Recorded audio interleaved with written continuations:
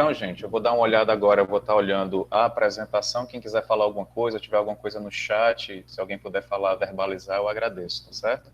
Hoje a gente segue com a semana de matemática, então vamos tentar aqui ser um pouquinho mais breve na nossa conversa para dar tempo de vocês prestigiarem a semana da matemática. Tranquilo? Então vamos lá. Nós estamos avançando, gente, pela discussão sobre indivíduo e sociedade, né? Vocês têm alguma questão, alguma dúvida em relação à aula anterior que vocês queiram tratar? Alguma coisa que não ficou clara em relação a esses conceitos de indivíduo e sociedade, como é que eles se influenciam? Se vocês se sentem coagidos, pressionados pela sociedade a agir de tal forma, ou se vocês acham que individualmente vocês conseguem intervir na sociedade, né, individualmente, a partir dos seus interesses, dos seus sentidos, das suas vontades. Então, veja que esse é um campo de tensionamento, né, que está o tempo todo agindo. Né? Será que o indivíduo é realmente moldado pela sociedade, ou a sociedade ela é constituída pela ação dos indivíduos? Então, essa questão ela não se resolve na sociologia. Né? Ela é algo assim que movimenta, que faz a sociologia pensar o nosso cotidiano. Então, vocês tiveram alguma dúvida, tiveram alguma questão em relação a isso? É uma temática sempre presente nas avaliações, nos vestibulares, no Enem, em relação à sociologia, né? É talvez um dos primeiros temas que é tratado. Então, eu queria saber se vocês têm alguma dificuldade, tiveram alguma dúvida em relação a isso, para que a gente possa avançar. Vocês podem ficar à vontade para falar a qualquer tempo, tá certo? Basta pedir a voz. Então vamos lá, a gente segue com essa imagem dessa nigeriana, né? Maravilhosa. Eu sempre gosto de trazer essas figuras, essas obras de arte para poder ilustrar a nossa conversa. Então, gente, no ensino médio, a sociologia ela tem um desafio, né? Que é ampliar o nosso olhar. Às vezes a gente está concentrado apenas numa visão, né? Fica ali naquele olhar fechadinho. Então a sociologia ela tem esse interesse de ampliar, de mostrar outras coisas, da gente poder visualizar outras coisas. Então muitas pessoas dizem que a sociologia ela é uma espécie de lente, né? Uma lente que permite que a gente observe a realidade social do nosso entorno, certo? E aí no livro de vocês, na página 56, tem essa imagem chamada relatividade, onde vai questionar qual é o ponto correto aí, qual é o ponto de vista correto dessa imagem, né? E aí, essa imagem faz com que a gente discuta essa questão da perspectiva. Então, eu tenho uma perspectiva, a Maria tem outra perspectiva, o João tem uma outra perspectiva, muitas vezes, e está tudo bem isso, certo? Não necessariamente a gente precisa observar a realidade social com as mesmas lentes, né? Através de uma mesma perspectiva. Então, nós temos aqui pessoas em perspectivas as mais variadas nessa imagem, né? Umas subindo, outras descendo, outras observando, uma está como se fosse na parede, sentada na parede. Então, essa imagem mostra isso, né? As diversas perspectivas que a realidade social tem, que os indivíduos têm, tá certo? Então, gente, nesse sentido, a gente deve partir do pressuposto de que o olhar sociológico, né, é uma forma de se produzir conhecimento, tá? Com base nesse olhar, admite-se diferentes perspectivas, e está tudo bem, tudo tranquilo em relação a isso. Abordagens distintas que buscam explicações e interpretações para um mesmo fenômeno social. Então, um mesmo fenômeno social há interpretações as mais variadas, as mais distintas, tá certo? Então, ela tem essa sensibilidade, a sociologia, né? Esse interesse em observar a vida em sociedade, né? Em estar atento às questões que acontecem, tá certo? E aí, gente, aquilo coisa que estaria naturalizado, aquilo que estaria dado, que a gente olharia aquilo e já estaria familiarizado, né? A sociologia ela causa um estranhamento. Por que aquilo está acontecendo? Desnaturaliza as coisas, né? Porque o que está no campo do social, ele não é natural, ele não acontece porque tem que acontecer. Ele acontece porque ele é construído socialmente por nós, certo? Então a sociologia ela tem essa necessidade de causar esse estranhamento, essa desnaturalização, para que a gente compreenda aquilo que a gente chama de fenômenos sociais, certo? Tá complicado, gente, isso? Tá dando para entender? Sim, professor. Sim. Então vamos adiante. Eu não consigo ver o chat. Não sei o que é que vocês estão... Deixa eu ver aqui.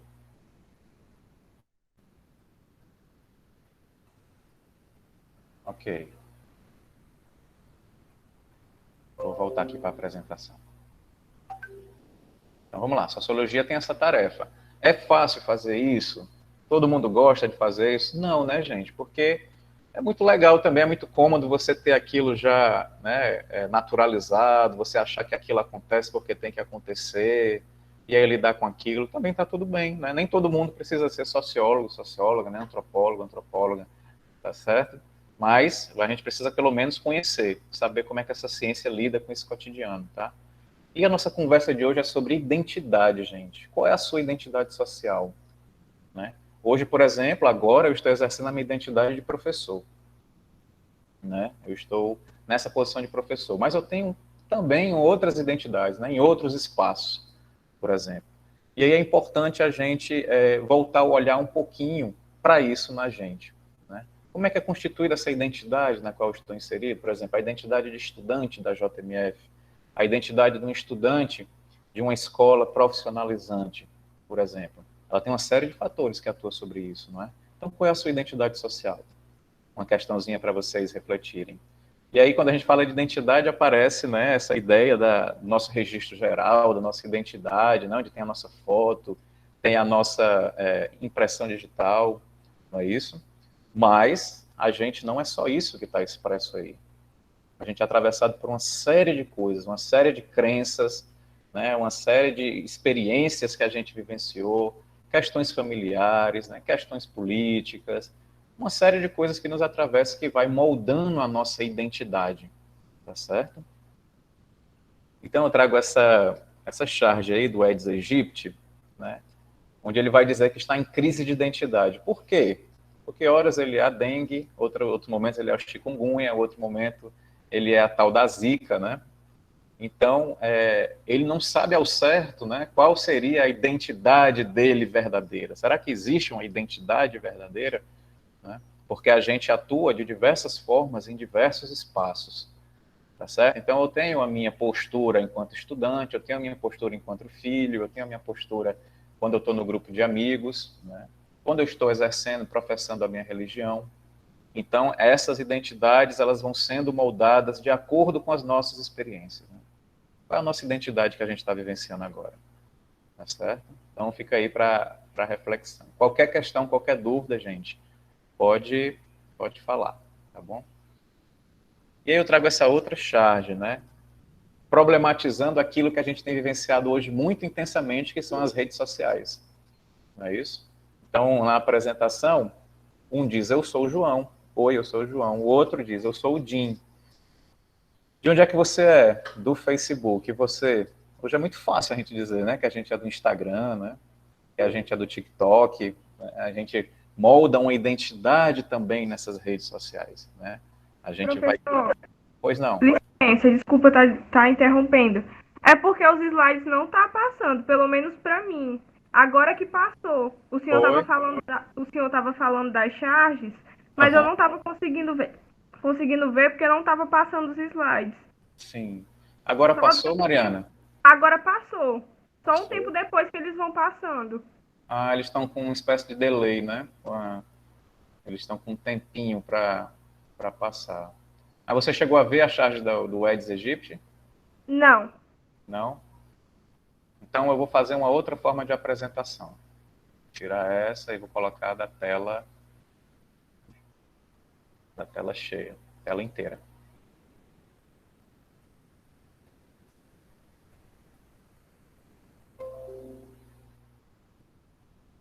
Todo mundo teve essa dificuldade, gente, ou não? As pessoas Eu conseguiram? Sim, tive, eu Teve tive, também? professor. Ok. Vocês chegaram a ver essa com a sua identidade social? não. Não. Só a primeira, né? Isso, Eu só só você vi essa. Ok, Só consegui ver essa. vamos lá. Eu vou passar agora, vocês me dizem se passou, tudo bem? Aqui eu estava tratando do estranhamento, da desnaturalização, tá certo? Da visão sociológica. O slide passou? passou.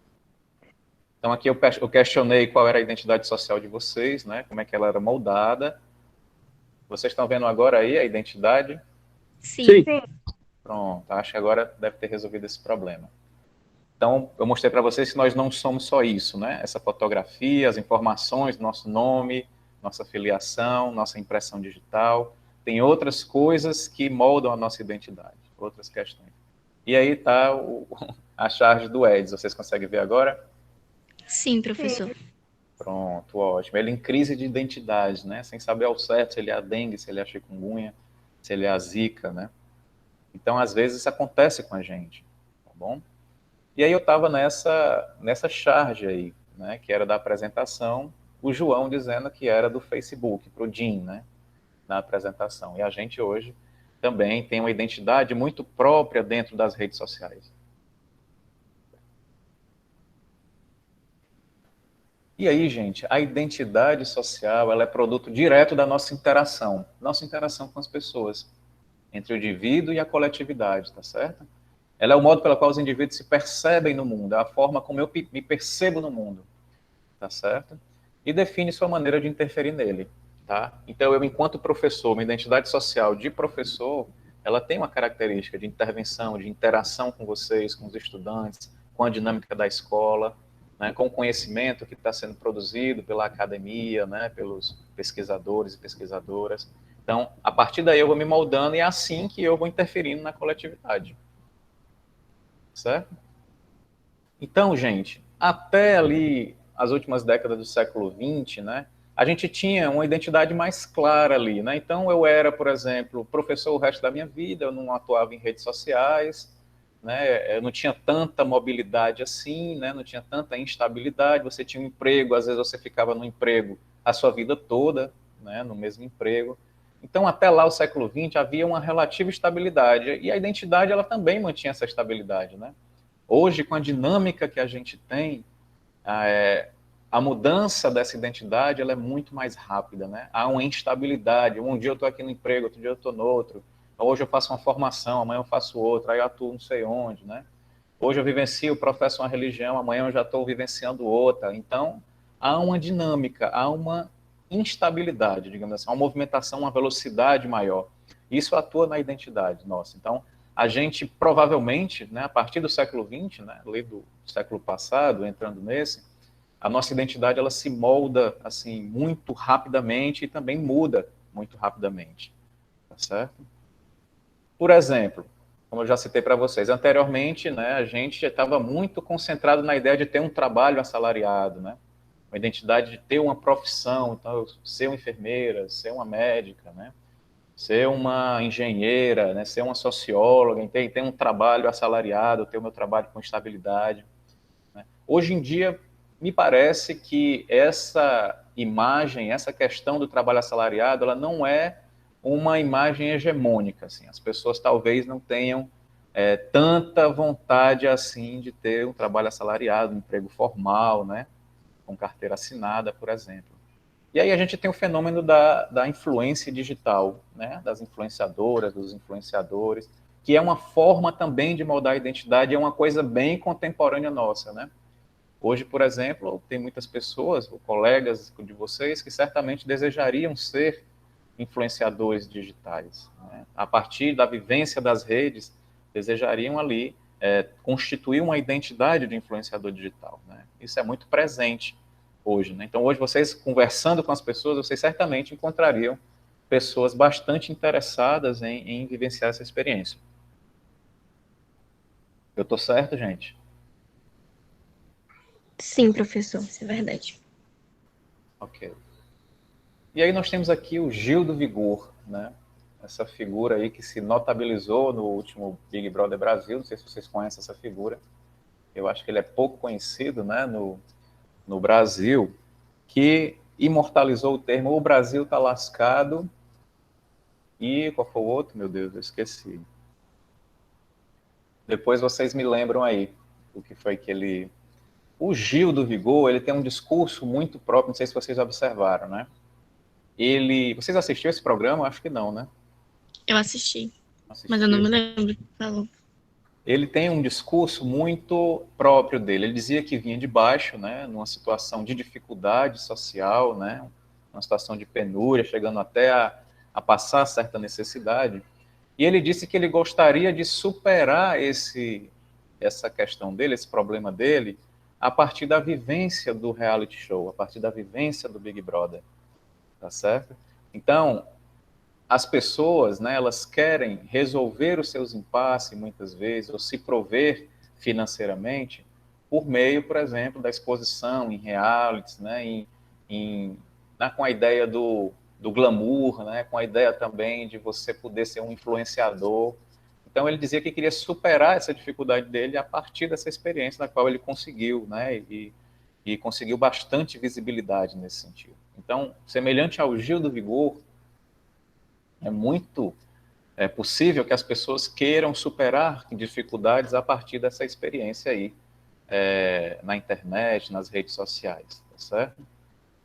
Então, a partir das últimas décadas, gente, né, ali 1990, a partir de 1980, né, quando seus pais ainda eram jovens, na verdade, alguns não tinham nem nascido, né, a estrutura da sociedade capitalista vem sendo moldada para receber um novo modelo de indivíduo. Qual é esse modelo de indivíduo? É o indivíduo cidadão que consome, né, que tem a capacidade de consumir. Então, o consumo hoje é muito forte para a gente, né? É algo muito, muito evidente, né? Então, assim, eu preciso consumir. As pessoas, às vezes, algumas, estão um pouquinho para baixo, depressiva, o que é que faz? Compra, né? Compra, consome para poder melhorar, levantar o ânimo, né? Então, o consumo, a partir do século passado, ali 80, 90, ele se intensifica como um dos constituidores do cidadão, do indivíduo, né?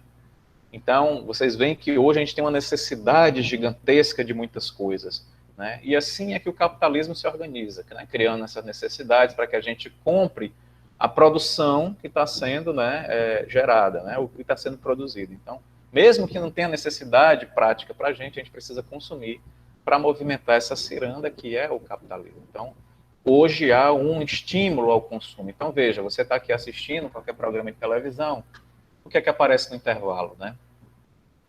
Consuma aquilo, compra aquilo, né? Aquilo é muito bom, o último carro, o celular, ou não sei o quê. Então, vai se criando essa necessidade, certo? Isso vai nos moldando também, tá? Então, foi se criando essa ideia de um consumismo desenfreado, inclusive a ponto das pessoas ficarem, digamos assim, ficarem devendo grandes quantias de dinheiro, né? Às vezes ficam numa situação até difícil, porque precisam estar consumindo, precisam exercer essa lógica do consumo para poder ter, por exemplo, uma vida que eles acham que é digna, né, de ser vivida, que a gente acha que seja digna. Então, eu preciso ter aquela coisa para eu poder ser feliz. Isso é um discurso muito presente hoje, né, na nossa contemporaneidade, certo? Então, gente, aqui já quase finalizando essa nossa conversa, tem aqui 3 autores que vão pensar um pouquinho sobre essa constituição da identidade no nosso tempo, né? Nestor Canclini, que é um argentino, mas radicado no México, ele vai dizer que o consumo ele tem uma faceta positiva, né? Como uma principal marca de pertencimento à sociedade do século XXI, né, do nosso aqui. Então, ele gera identidades sociais. Então, o consumo ele não é só algo negativo. Existe uma forma de você consumir que não seja aquele consumo desenfreado, né? E que o consumo ele mostra, ele estabelece laços sociais entre nós, né? Com outros consumidores, vai criando diferentes modos de intervenção na estrutura social. Então, por exemplo, quando você vê, né, o consumo atravessado pela agroecologia, por exemplo, que é uma produção de alimentos sem utilizar veneno, né? Baseado na troca entre pessoas e tal, sem ser uma produção em massa. Então, esse tipo de consumo, ele é um consumo, na visão do Canclini, positivo, né? Então, a gente consegue pensar a diversidade de alimentos, né, a segurança alimentar, a partir dessa experiência da agroecologia, por exemplo. E outras coisas mais. Então, o consumo, ele em si só, ele não é negativo. Depende da forma como você lida com ele, tá certo? Stuart Hall é um jamaicano, né, onde vai falar do processo de transformação em curso que a gente tem visto das identidades sociais, ganhando novos contornos. Ele também acha que o consumo ele pode ter uma experiência positiva, né? Ele pode ser algo que molda a nossa identidade de uma forma interessante. tá certo? Então, valorizando as especificidades dos grupos sociais que fortalece a perspectiva do indivíduo, tá? Então, o indivíduo ele é constituído assim.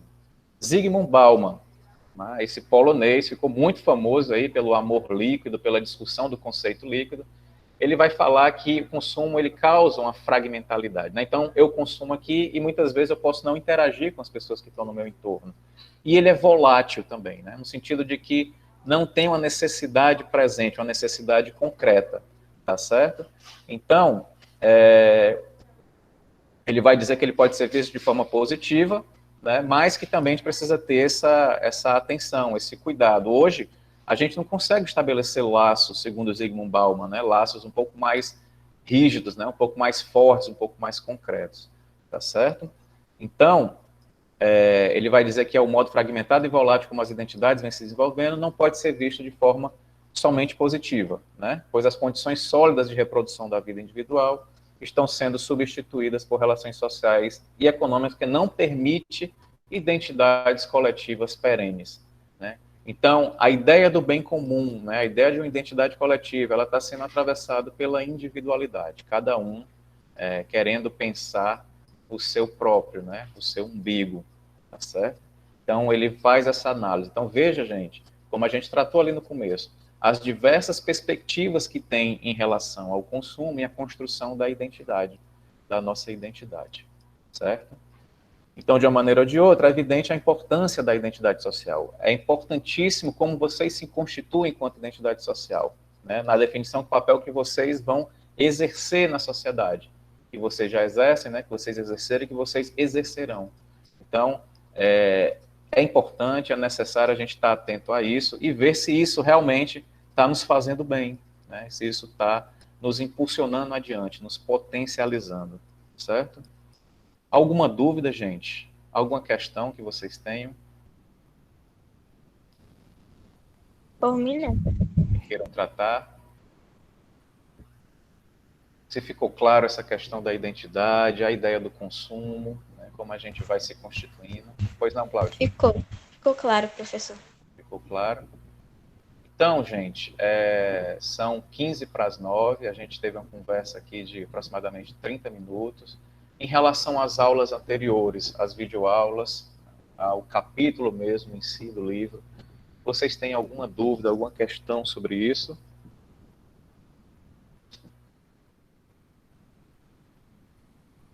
Não. Não, ótimo. Essa é uma turma muito boa. Eu fico muito feliz de estar aqui com vocês. Ó, eu vou propor uma atividade para vocês que eu acho que já está no Classroom. Não sei se vocês tiveram acesso a essa atividade. Eu vou aqui fazer a leitura para que a gente possa tirar qualquer dúvida em relação a isso. Tá certo?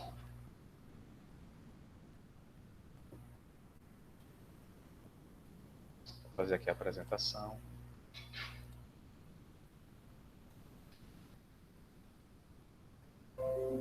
Vocês estão conseguindo ver, gente? Sim. Sim. Então vamos lá. O capítulo 2 do livro de Sociologia em Movimento, intitulado A Sociologia e a Relação entre o Indivíduo e a Sociedade, traz uma série de autores que tratam dos conceitos de indivíduo e sociedade, certo? Então vocês veem aí um monte de autores que a gente trouxe, certo? A partir da leitura do capítulo e das videoaulas disponíveis, na sua concepção, então, no que você entende sobre isso, qual o autor citado, né, no capítulo 2 que você achou mais interessante e o porquê da escolha, certo? Então você escolhe apenas um que vocês acharam que ele trata de algo importante e diz o porquê, tá certo? Muito simples, né? Só um autor, não precisa escrever muito, escrevam tanto que vocês quiserem, tá? O prazo de entrega desta atividade é o dia 13 de maio, à quinta-feira, pela plataforma Google Sala de Aula. Tudo bem? Tudo. Professor, eu ia falar, fala, Júnior. Pois não. Então, pode os autores dessa live de hoje também? Pode sim, de todo o capítulo, né? A live de hoje ainda é a terceira parte das nossas videoaulas. Pode falar, Mariana.